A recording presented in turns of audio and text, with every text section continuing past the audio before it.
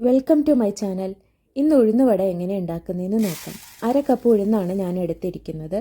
ഇത് നല്ലപോലെ കഴുകി വൃത്തിയാക്കി അതിലേക്ക് വെള്ളമൊഴിച്ച് കുതിരാനായിട്ട് വെക്കുന്നുണ്ട്. 4 മണിക്കൂറാണ് കുതിരാനായിട്ട് വെക്കുന്നത്. ഇങ്ങനെ കുതിർന്നു വന്ന ഉഴുന്നു പരിപ്പ് മിക്സിയുടെ ജാറിലേക്ക് കുറച്ചായിട്ട് ഇട്ട് കൊടുത്ത് ഒട്ടും വെള്ളം ചേർക്കാതെ വേണം അരച്ചെടുക്കാനായിട്ട്. ചെറുതായിട്ട് തരിയുണ്ടെങ്കിലും കുഴപ്പമൊന്നുമില്ല. അതിലേക്ക് 1/2 ടീസ്പൂൺ അരിപ്പൊടിയും കൂടി ഇട്ട് കൊടുക്കുന്നുണ്ട്. എന്നിട്ട് നല്ലപോലെ മിക്സാക്കി എടുക്കുക. നല്ല തിക്ക് രീതിയിൽ വേണം നമ്മുടെ മാവ് റെഡിയാക്കി എടുക്കാനായിട്ട്. എന്നിട്ട് ഇതൊന്ന് അടച്ചു വെക്കണം.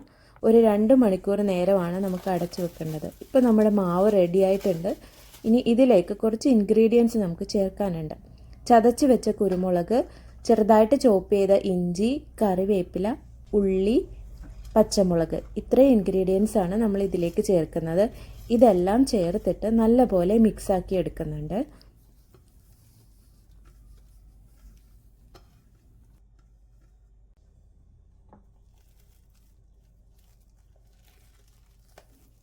നല്ലപോലെ മിക്സാക്കി എടുക്കുക.